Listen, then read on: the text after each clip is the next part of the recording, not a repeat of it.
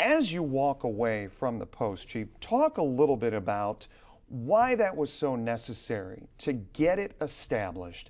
And have you honestly seen a change in the dynamic here in Toledo?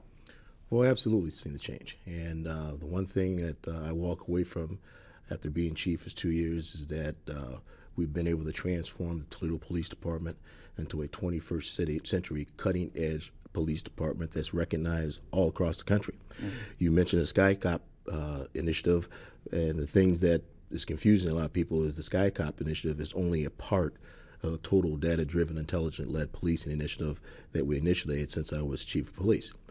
Because of that and other reasons, for 2 years now, we've had double-digit reduction in crime under my watch.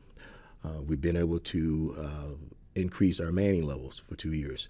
For example, when I first started, the manpower level in the police department was at 545. It dropped to almost like 535 in the spring of 2012. And yet, with that type of manning level, we still able to reduce crime because of the fact of the data-driven implementation that we initiated. Did you see that drop off in manpower as a direct reflection of where the economy was, or did you see it kind of as far as a directive-driven, I guess, modus operandi of making sure we had more manpower? No, the drop in manpower came because of the fact of a lack of police hiring in previous years because of the economy. Mm-hmm. People are going to retire, and our hiring. We never hired police classes and maintained sufficient force in the previous years before I took over as chief. So I knew it was going to be some serious, tough decisions had to be made because of lack of manpower. Mm-hmm. And that's why we initiated this data-driven, intelligent-led policing, which allows me as a chief to deploy my people where they're needed most and to deploy them in the high crime areas. For example, for 2 years in a row now, our response time, the call for service, had dropped. The reason our response times have dropped is because those officers are deployed where they're needed most to address the crime problems in any particular areas. They're not just out roaming and patrolling randomly like things were done back in the 80s. Mm-hmm. They are targeting specific neighborhoods, targeting specific individuals to make sure that we are on top of those individuals and addressing the crime needs of this community. Let me ask you, and I use sports references a lot here on the show, but you hear a lot of times when a coach comes in, give them 3 years. They'll get their own players in. They'll get their team together. They'll initiate how they want the offense, the defense to run. You've had 2 years. Do you feel it's been enough time to really implement what you wanted to see happen to the Toledo Police Department? Absolutely not. The job's not done. And, I had some serious crime reduction strategies that I was planning to put in place in 2014, which would even further reduce crime, probably to record levels had I been allowed to stay. But I was only given 2 years. I made the most of the 2 years. I'm proud of that. We've accomplished more in these 2 years than we probably could have done in 25 years. Mm. And as I said, we transformed this police department into a police department that's recognized all across the country. Do you feel that there are those on the force who wanted to see your vision play out? Well, I'm sure it is. That's why morale is at its all-time high. And you have to remember, even though we had low manpower, even though we had stringent budget cuts, manpower is at its all-time high right now because the officers, the men and women of this police department, believe in my public safety plan for this community. There were a couple of editorials that came out in the Toledo Blade over the last couple of weeks. One of them said Mayor-elect Collins, Chief Diggs, has earned and deserves more time. You need to make the right decision. And then all of a sudden, Lieutenant Moton was announced as chief, and the Blade says, nice job. This will make a good selection. So kind of a real confusing line there. You also confused about what went on here the last couple of weeks? No, I'm not confused. I've had several meetings with the mayor-elect, and it's very clear to him that I was not welcome to be part of his administration. And I'm okay with that because my plans for public safety in this community is different than his plan. And I'm Were okay you with ever given, let me ask you, and I apologize for interrupting, were you ever given the chance to lay out your vision for him to say, was it an interview, or did you come into this believing that I don't have a shot at this? I don't know the correct way to phrase it, but bottom line is I wasn't welcome to be a part of his administration. I accepted that. Could I have stayed? Yes. He couldn't fire me. I mean, he thinks he can, but he couldn't. But I got to do things for three things. I got to do things what's best for this community. I've got to do things what's best for the men and women of the police department. And I got to do things what's best for me as Derek Diggs. Okay?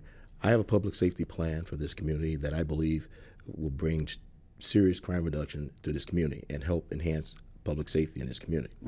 I'm not going to take a step back and start doing things that we did back in the 80s. I'm not taking a step to the side. I'm going forward. Do you feel that's where we're headed? Well, what I will tell you is that my public safety plan works. For 2 years in a row, we have double-digit crime reduction in this community.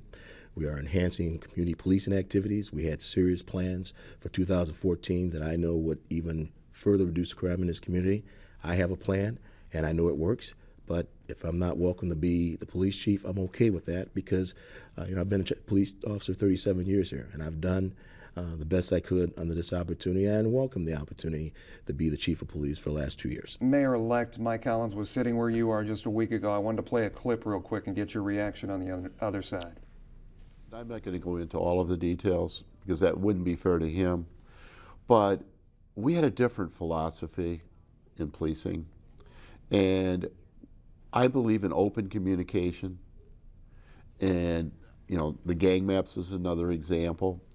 I believe that he had a responsibility when the question was proffered to me about racial profiling to defend the men and women of his department and say and support what I said when I challenged it. Those types of things. I mean, so we had ideological differences. Is that the way you read it? Well, I'm not gonna respond to his comments and concerns. Do we have ideological differences about policing? Yes, we do. I'm not going to get into the things that happened over the campaign because campaign has political rhetoric all over the place. The bottom line is this: I did the right thing for the right reason, and if I had to do it again, I would. I don't know anything about him being accused of all these other things. I'm in charge of the police department. I avoid politics. If you know me and anyone knows me in this police department, in this community, they will tell you I do not get myself involved in politics. I'm the chief of police for the entire city of Toledo, and I'm going to do the things that should be done for the right reason, for the right purpose. Going forward and looking at Lieutenant Moton, Chief-elect Moton, what are your thoughts on him? Like I said before, Bill Moton's a good man. Many years ago, back when I was in charge of the Special Weapons and Tactics team, when I got promoted and moved on, he was my recommendation to take that unit over, and he did so and did a great job. Many people fail to remember that even though he's going to be the police chief-elect, if that's what you guys want to call him, he was still working for me as my homicide lieutenant. And I wouldn't have had him there at the homicide squad if I didn't have confidence face for him to do that. So, the thing is this. I'm leaving. He's been designated as the chief of police. I wish him well, and I wish him all Godspeed and hope he does a good job. And it's a short tenure for him. We already know that going in. He is not going to be there the entire term that Mayor-elect Collins, or now Mayor Collins, is going to be in office. So do you see this as a real trouble spot for the Toledo Police Department, having so much transition over the next 3 years? What I will tell you is that police agencies like stability. And when they don't have stability, they can't accomplish all the things they would like to accomplish. As you leave office and leave this position, what are some of the things, we talked about Sky Cop right out of the gate, but what are some other things that you reflect on that say to you, this has been a great accomplishment for Toledo? Toledo streets, Toledo residents feel safer walking the streets because of? Well, in the 2 years I've been chief, we had double-digit crime reduction.